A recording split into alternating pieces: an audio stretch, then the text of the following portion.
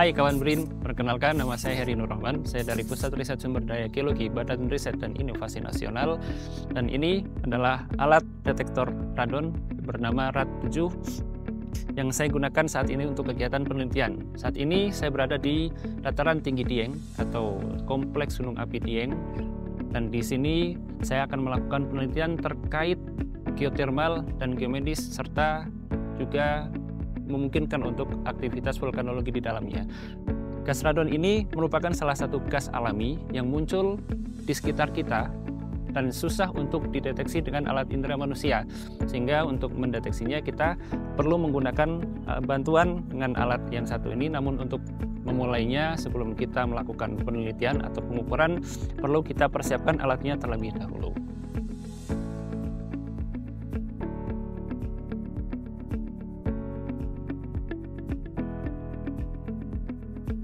Baik, saat ini kita akan mulai proses pengukuran gas radon dalam tanah. Sebelum melakukan pengukuran, kita perlu mempersiapkan probe-nya terlebih dahulu, yaitu probe atau tiang besi yang sepanjang kira-kira 1,5 meter.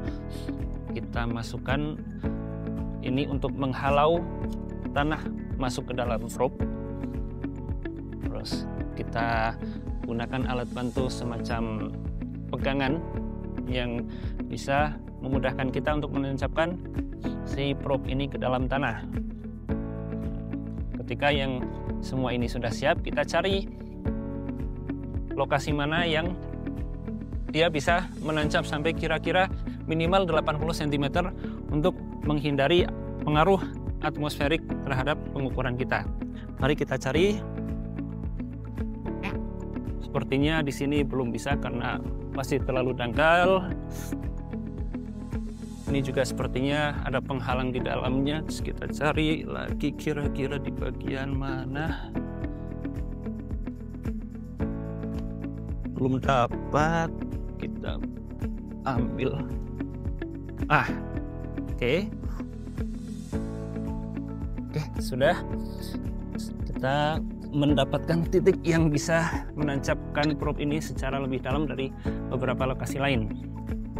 Setelah kita lepas si T-nya ini, kita juga perlu melepas si bagian yang ada di dalamnya. Kemudian kita sambungkan si alat ini yang nantinya akan tersambung ke alat ukur utama yang ada di belakang saya. Oke, setupnya kira-kira seperti ini. Sebelum melakukan pengukuran, kita perlu memastikan alatnya ini dia tidak terlalu jenuh terhadap uap air. Kita perlu mengeringkan atau memastikan di dalamnya adalah tidak terdapat uap air yang membuat ke humidity-nya di sini kelembabannya tinggi. Jadi kita menggunakan semacam dry read atau drying unit. Ketika nilainya sudah dia sekira-kira 6%-an, baru kita siapkan alat untuk pengukuran. Kemudian pengukurannya ini kira-kira akan dilakukan dalam waktu 20 menitan. Kita setup, kita cek sudah aman, kita sambungkan bagian ini langsung ke alat. Oke, sudah tersambung. Langsung kita start pengukuran. Oke, kita tunggu selama 20 menitan dan nanti hasilnya akan kita peroleh.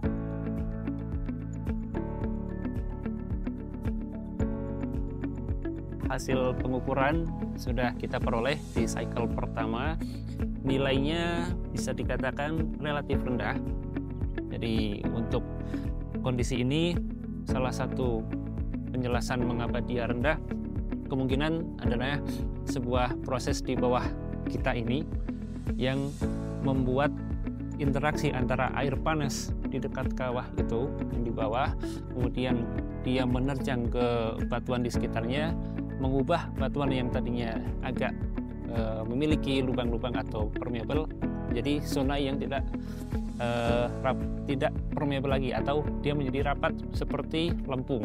Nah, nilai ini bisa menjadi salah satu informasi untuk background nilai gas radon di lokasi sekitar kawah Sileri ini.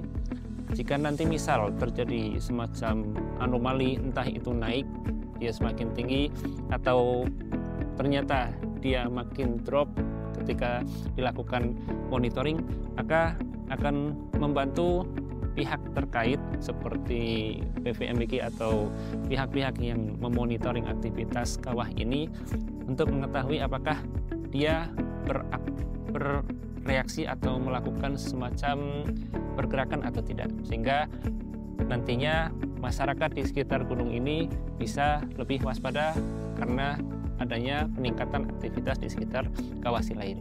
Selain itu, konsentrasi yang rendah bisa juga menjadi salah satu parameter keamanan untuk warga ataupun siapapun mendirikan bangunan di atas area ini, karena gas yang ada itu dia relatif konsentrasinya rendah. Begitu kita berada di dekat sini, maka paparan terhadap diri kita semakin rendah pula. Jadi bahaya yang ditimbulkan akibat gas radon terhirup ke paru-paru kita semakin kecil kemungkinannya. Jadi mendirikan bangunan di sini terhadap konsentrasinya gas radon ini relatif aman, tapi kalau dari sisi keamanan aktivitas kawah itu beda lagi.